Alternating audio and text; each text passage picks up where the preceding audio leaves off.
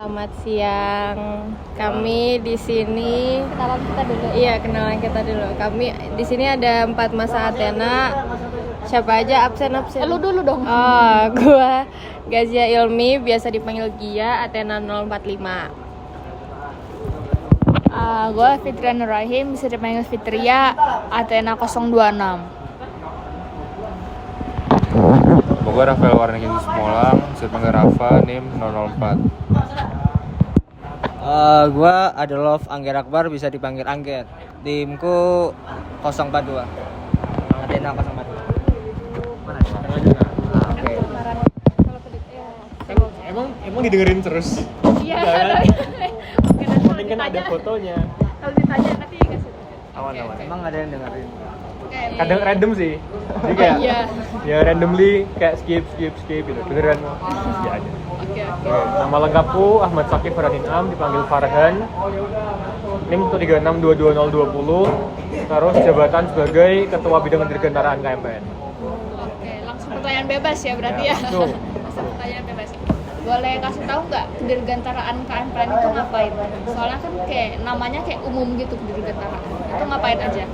Dirgantaraan itu basically tugasnya mengembangkan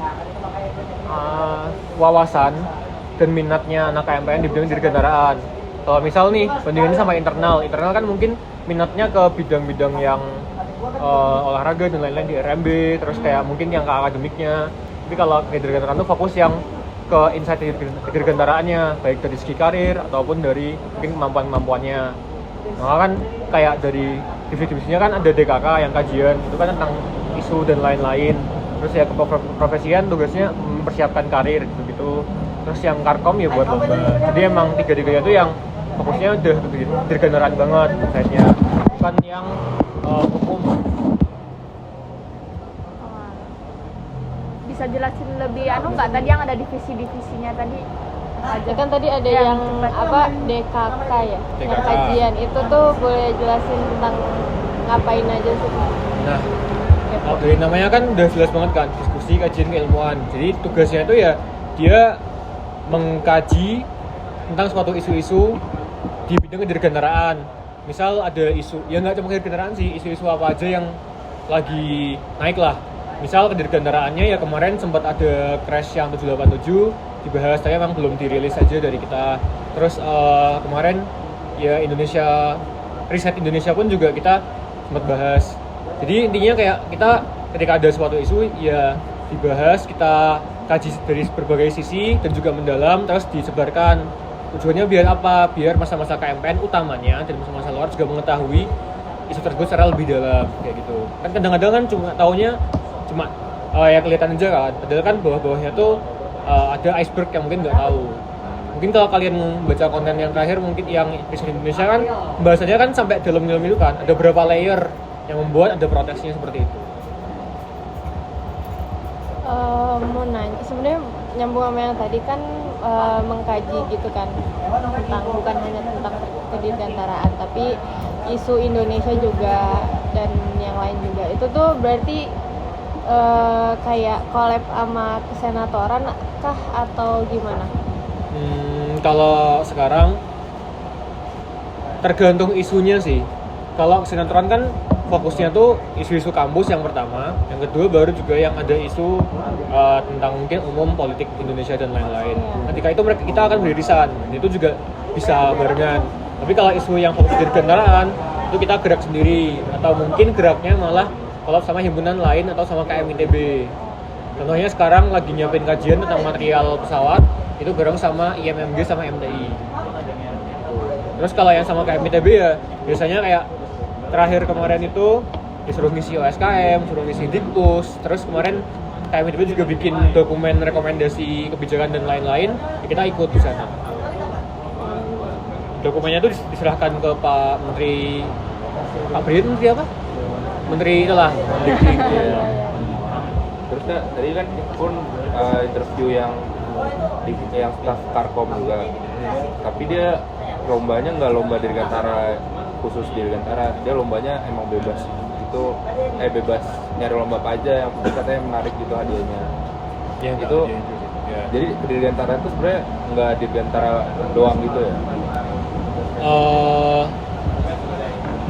Apalagi kalau Karkom ya, kan lomba yang berhubungan dengan Dirgantaraan tuh nggak banyak. Iya. Makanya ya udah. Toh akhirnya tujuan akhirnya adalah meningkatkan skillnya KMPN juga gitu. Jadi selama memang itu lombanya memang jelas bisa didukung ya kenapa tidak gitu sih. Toh pada akhirnya skill-skill ini yang nanti akan kepake di kedepannya, entah dalam karir kalian atau mungkin dalam kehidupan sehari-hari juga akan kepake. Kalau ke Dirgantara kursi ini juga nggak sih yang kayak light speed gitu? Oh enggak, itu internal. Oh itu internal. Di RMB Oh. RMB ya? Oh enggak apa malah. kayaknya. Kemarin aku Bukan Ini saya RMB sih. itu apa rekreasi? rekreasi minat bakat. Oh. Harusnya di situ sih. Kemarin aku ada wawancara sama staff buatnya, iya aku masuk RMP. Iya, kemarin aku wawancara ketuanya.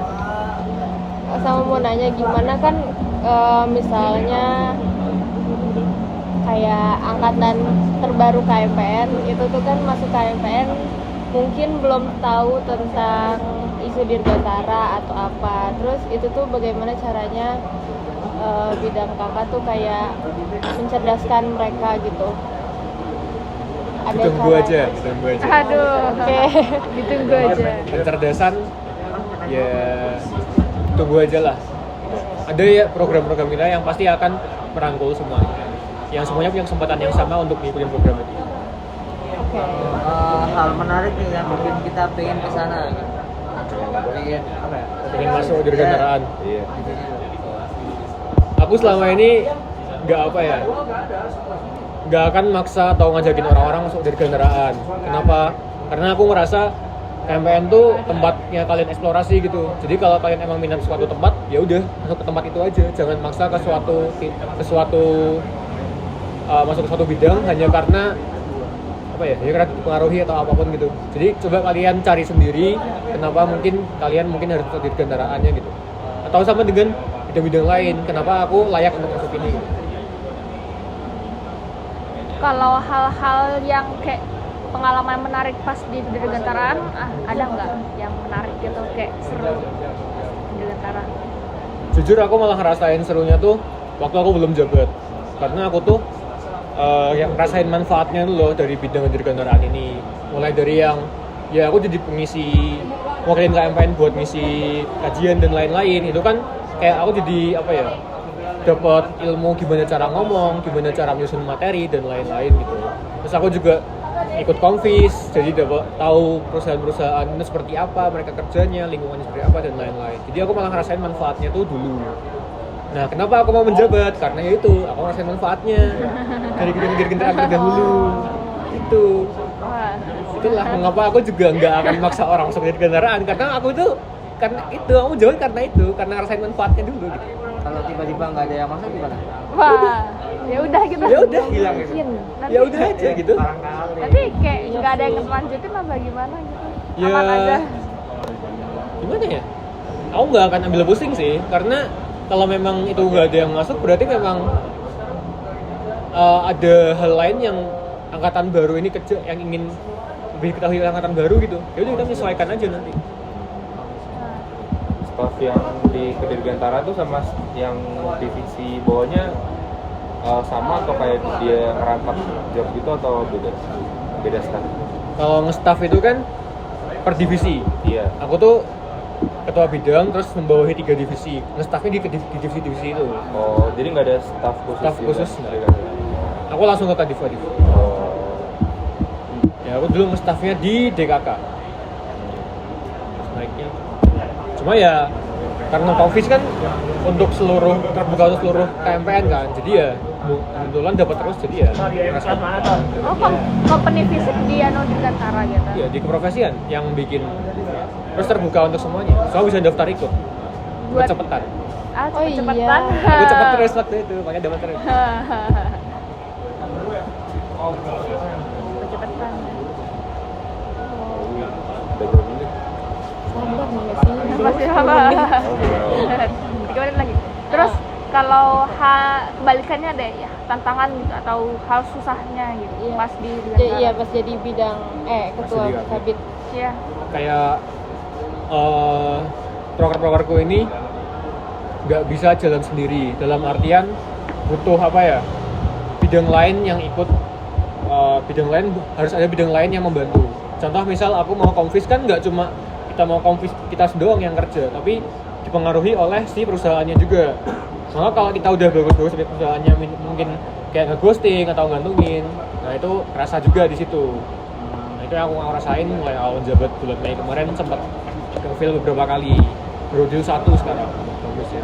Terus ya kalau mungkin kajian udah bikin konten ternyata bidang yang ngedesain kurang responsif gitu kan juga ya susah juga. Jadi karena kedirgantaraan nggak bisa jalan sendiri, aku hanya bisa mengendalikan ya di lingkupku aja, dan seringkali masalahnya dari luar lingkupku yang nggak bisa aku kendaliin.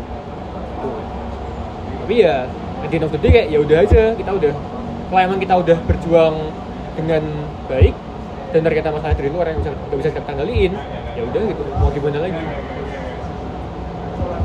Ya udah aja ya.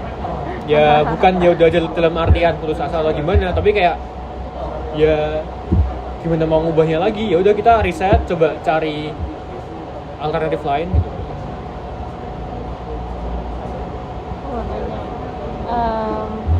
Kan berarti kakak dari staff BKK dulu ya, baru ke kabin. Magang staff kabin. Magangnya di BKK juga? Oh. Terus ini nih mau nanya, kalau sebelum magang atau pas magang gitu, ada gak kepikiran masuk bidang lain atau divisi lain? Nah, kayak yang aku bilang tadi, aku tuh punya tujuan waktu itu pengen emang nambahin skill nulis sama kayak pengen belajar tentang isu-isu dirgantaraan. Jadi ya, aku pengennya ke situ aja gitu, nggak ke yang lain. Atau mungkin kalau geser-geser ya, mungkin ke prof akhirnya. Karena ya, itu tadi, aku pengen memanfaatkan KMPN dalam tanda kutip untuk meningkatkan skill kedirgantaraanku. Jadi ya kalau kalian emang pengen punya motivasi yang sama atau motivasi yang cocok dengan kedirgantaraan, silahkan masuk. Tapi kalau kalian memang punya hal lain yang ingin dikembangkan, ya udah cari yang lain aja nggak apa-apa. Contoh di Jahimku tuh namanya Fatir. Dia tuh, aku kedirgantaraan, posisiku waktu itu udah di DKK lah. Jadi aku nggak maksa dia masuk DKK, tapi aku nanya dulu, kamu minatnya apa? Dia katanya pengen awal-awal tuh pengen punya kontak sama alumni, relasi dan lain-lain. Ya udah masuklah ke Hubla. Akhirnya dia ke senatoran karena emang pengen ke daerah-daerah situ gitu lah. Jadi ya aku nggak maksa dia masuk walaupun dia ada Jahimku. Tapi ya silahkan cari jalannya sendiri. Kalau tadi yang top profession itu yang kayak itu masih nge-track sampai alumni yang lama-lama banget gitu, yang kayak alumni 90-an. Kalau tracker itu malah tugasnya si eksternal, ekstra kampus. Jadi memang kalau keprofesian itu kayak gimana ya jelasnya ya, susah. Tapi yang jelas kalau ke prof tuh beneran, aku pengen dijelasin dulu, ke prof tuh yang beneran kita profesional, secara profesional aja hubungannya dengan mungkin pihak luar dan lain-lain. Sedangkan kalau yang eksternal itu yang sama sistem alumni dan lain-lain. Jadi biasanya kalaupun kita butuh tracker, mereka yang punya, kita yang kontak mereka. Ada ini nggak nih? Gitu. Kayak sekarang kan lagi mau coba konfis ke bandara, ke Suta atau Kertajati gitu kan.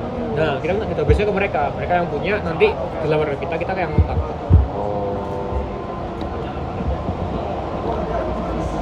Konfis tuh seberapa sering? Berapa bulan sekali apa gimana gitu? Nah itu, targetku tuh 4 kali kalau di selama kepengurusanku. Tapi dengan kondisi yang sekarang mungkin enggak kan. Pengennya tetap 4, cuma kayaknya agak susah dikejar kalau 4 sekarang. Jadi ya ditunggu aja berapa kalinya. 4 kali setahun. 4 kali per pengurusan gitu loh. Kalau yang kemarin tuh 2 kali, yang sebelumnya 3 kali. Kalau sekarang nama aku 4 karena emang ya pengen nyoba lah, bisa nggak. Targetnya tuh kemarin sebelum garis semester tuh pengen dapat 1 at least. Kalau dapat 1 kan 3-nya enak nih. Tapi ternyata 1-nya ini waktu itu belum jadi karena ya faktor eksternal tadi yang bisa aku kendaliin. Gitu.